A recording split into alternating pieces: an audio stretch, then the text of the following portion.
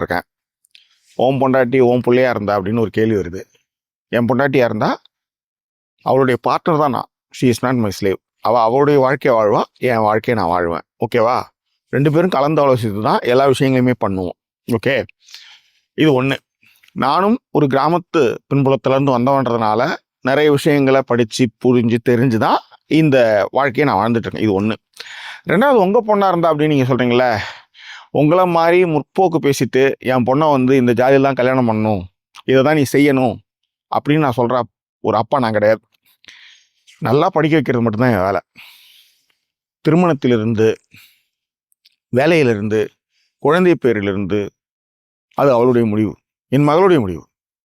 ஏதாவது ஒரு தப்பாக இருந்தால் சுட்டி காட்டுவேன், பார்த்துக்கம்மா இது ஒன்றும் அந்த அளவுக்கு சரியாக போகிற மாதிரி எனக்கு தெரியல அப்படின்னு சொல்லணுக்கோசரம் அதன் பிறகு எடுக்கக்கூடிய முடிவுகளுக்கு எல்லாருக்குமே அது அவங்க தான் காரணம். நம்மளுக்கும் அதுக்கு சம்மந்தமே இருக்காது.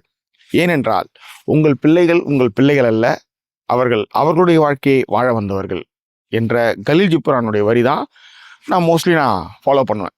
ஓகேவா? That's it.